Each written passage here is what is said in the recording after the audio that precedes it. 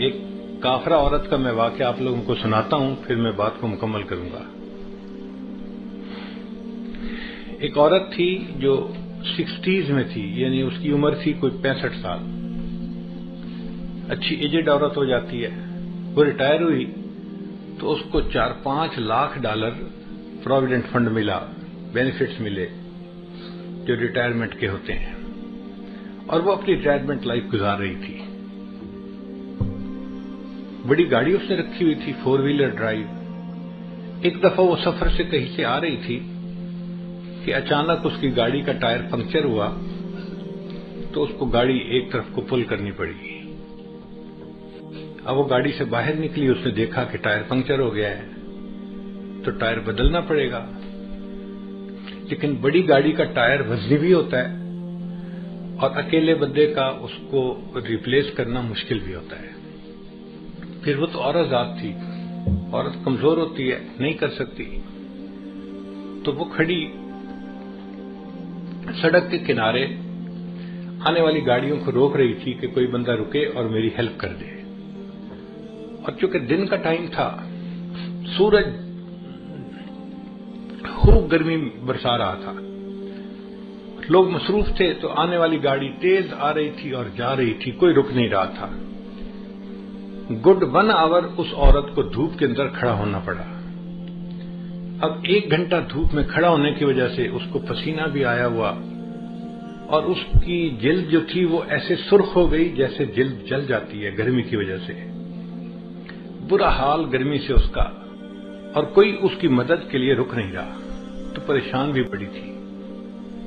بڑی دیر کے بعد ایک لڑکا تھا جس کی عمر 30s میں تھی، یعنی 30-32 سال اس کی عمر تھی لڑکے کی۔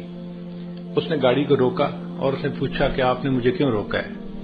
اس نے مجھے آپ کی ہیلپ چاہیے، آپ میرا ٹائر بدلوانے میں مدد کر دیں تو میں بھی چل پڑوں گی۔ لڑکے نے گاڑی روکی، باہر آیا، اس نے عورت کو دیکھا کہ بھئی اس کو اتنا پسینہ آیا ہوا ہے اور دھوپ میں کھڑے رہنے کی وجہ سے حالت اس کی بری ہوئی ہے، تو اس نے اس کو کہا کہ دیکھیں میری گاڑی کا AC چل رہا ہے، آپ گاڑی کی اگلی سیٹ پہ جا کر بیٹھ جائیں AC میں، آپ کا پسینہ بھی خشک ہو جائے گا اور آپ کو تھوڑا آرام بھی مل جائے گا، اور میں نوجوان ہوں، میں اکیلا یہ ٹائر چینج کر لیتا ہوں، میرے لیے کوئی مسئلہ نہیں۔ چنانچہ وہ عورت اس کی گاڑی میں اگلی سیٹ پہ آ کے بیٹھ گئی اور لڑکا اس عورت کی گاڑی کا ٹائر چینج کرنے لگ گیا۔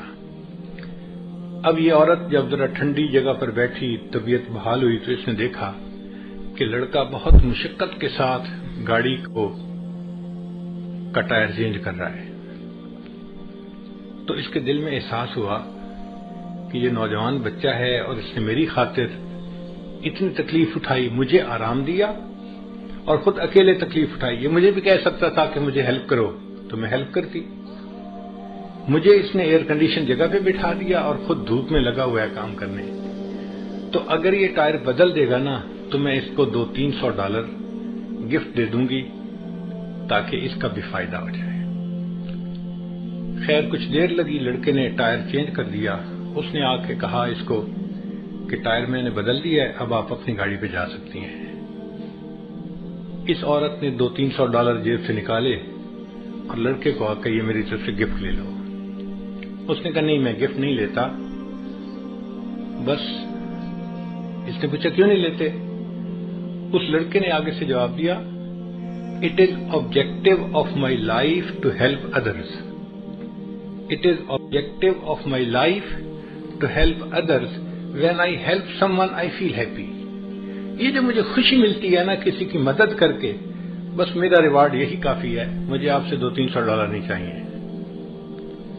اب وہ عورت اپنی گاڑی میں آئی اور چل پڑی، مگر اس کے ذہن میں یہی فکر گھوم رہا تھا It is objective of my life to help others. When I help someone I feel happy. اور وہ سوچ رہی تھی کہ دنیا میں ایسے بھی انسان ہوتے ہیں کہ جو دوسروں کی ہیلپ کر کے خوش ہوتے ہیں۔ حیران ہو رہی تھی۔ اب گاڑی جب اس نے چلائی، تھوڑی دیر بعد اس کو فیل ہوا کہ مجھے تو بہت پیاس لگی ہوئی ہے اور بھوک بھی لگی ہوئی ہے۔ اس نے سوچا اچھا جو نیکسٹ ایگزٹ آئے گا نا تو میں اس پہ گاڑی کو باہر نکالوں گی موٹر وے سے، اور جو ریسٹورینٹ ملا اس پہ میں کھانا کھاؤں گی اور پھر سفر شروع کروں گی۔ چنانچہ نیکسٹ ایگزٹ پہ اس نے گاڑی باہر نکالی اور قریب میں کوئی ریسٹورینٹ تھا، وہاں اس نے گاڑی پارک کی اور جا کے کھانے کے لیے بیٹھ گئی۔ اس ہوٹل میں ایک ویٹریس تھی ریسٹورینٹ میں جو کھانا لاتی تھی۔ اس نے پوچھا کیا چاہیے، اس نے بتایا مجھے یہی چیز لا دو، تو وہ ویٹریس اس کے لیے کھانا لے کے آئی۔ جب اس نے اس کے آگے کھانا لگایا نا، اب اس دوران یہ عورت یہی بیٹھی سوچ رہی تھی کہ اس لڑکے نے کتنا اچھا جواب دیا، "It is objective of my life to help others. When I help someone, I feel happy."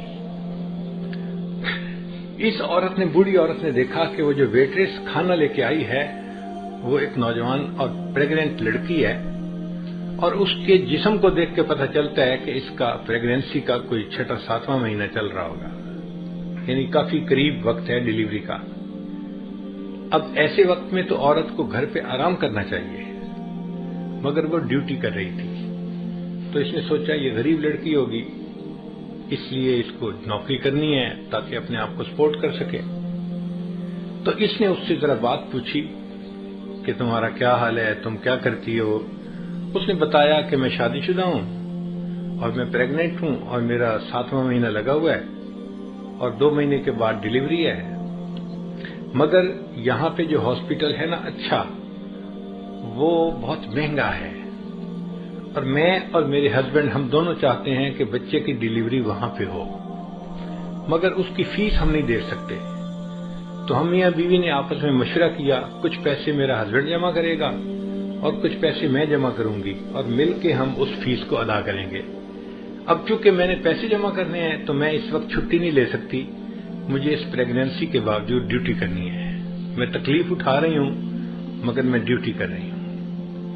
اب اس عورت کے ذہن میں خیال آیا کہ میرے پاس تو ریٹائرمنٹ کے کوئی $500,000 بینک میں پڑے ہوئے ہیں، اب $500,000 فالتو پڑے ہیں، اگر میں اس لڑکی کو اس کے ڈیلیوری کے اس کی فیس دے بھی دوں تو مجھے کوئی فرق نہیں پڑتا، مگر اس کے لیے آسانی ہو جائے گی اور یہ بچی اپنے گھر پہ آرام کرے گی۔ اس نے اس سے پوچھا کہ ہاسپٹل کی فیس کتنی ہے؟ اس نے کہا جی $5,000۔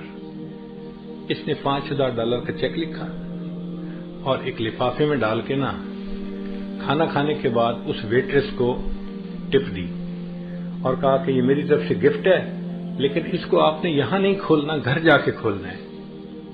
اس نے جیب میں ڈال لیا، ٹھیک ہے میں گھر جا کے کھولوں گی۔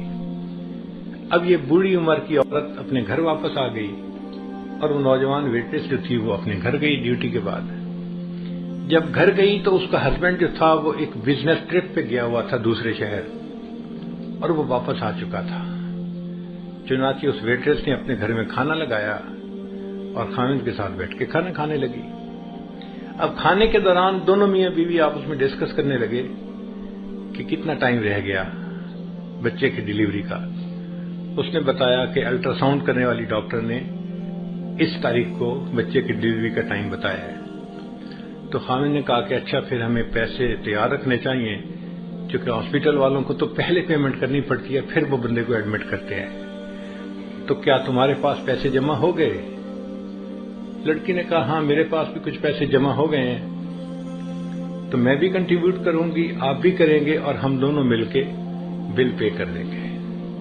اس دوران اس لڑکی کو خیال آیا کہ آج ایک عورت کھانا کھانے آئی تھی اور اس نے مجھے گفٹ بھی دیا تھا، تو اس نے اپنے ہسبینڈ کو بتایا کہ آج ایک عورت نے مجھے گفٹ دیا تھا۔ اس نے پوچھا کیا گفٹ دیا تھا؟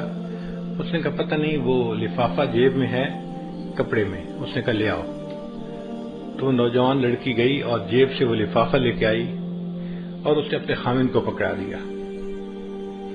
اب جب خاوند نے اس لفافے کو کھولا تو اس کے اندر $5,000 کا ایک چیک تھا۔ اب نوکری پیشہ بننے کے لیے یہ ایک بگ اماؤنٹ ہوتی ہے امریکہ میں، $5,000 گفٹ مل جائے لوگ تصور بھی نہیں کر سکتے۔ تو وہ لڑکا حیران ہو گیا کہ اچھا اس عورت نے تمہیں $5,000 یعنی فل پیمنٹ جو تھی کیس کی وہ فل گفٹ کر دی۔ تو لڑکی نے کہا جی ہاں اس نے یہ گفٹ دیا ہے۔ تو لڑکے نے جب وہ چیک پڑھا نا تو اس چیک کے ساتھ ایک چھوٹی سی چٹ بھی لکھی ہوئی تھی، اور اس چٹ کے اوپر لکھا ہوا تھا "It is objective of my life to help others. When I help someone I feel happy." تو لڑکے نے وہ فقرہ پڑھا، یہ وہ لڑکا تھا جس نے اس عورت کے ٹائر کو چینج کیا تھا، اس نے اس عورت کی ہیلپ کی تھی اللہ کی خاطر، اور اللہ نے اس عورت کے دل میں ڈالا، اس نے اس کی بیوی کو $5000 کا چیک دے کے اس کو ہیلپ کر دیا تھا۔ What goes around comes around۔ ہم دوسروں کے ساتھ خیر خواہی کریں گے تو اس کے بدلے اللہ ہمارے ساتھ خیر خواہی کا معاملہ فرمائیں گے۔ خیر خواہ بندے کے ساتھ ہمیشہ خیر خواہی ہوتی ہے، کیونکہ اللہ اس کے ساتھ خیر خواہی کرتا ہے، کوئی اس کی بدخواہی کر ہی نہیں سکتا۔ اس لیے ہم انکنڈیشنل خیر خواہی کریں دوسروں کے ساتھ۔ ہمیں اس میں یہ نہ توقع کہ جی وہ تو ہمارے ساتھ خیر خواہی نہیں کرتا، ہم کیوں کریں؟ بھئی وہ کرتا ہے یا نہیں کرتا، ہم تو کریں نا۔ جب ہم کریں گے تو اللہ تعالیٰ اس کے بدلے ہمارے ساتھ بھی خیر خواہی کا معاملہ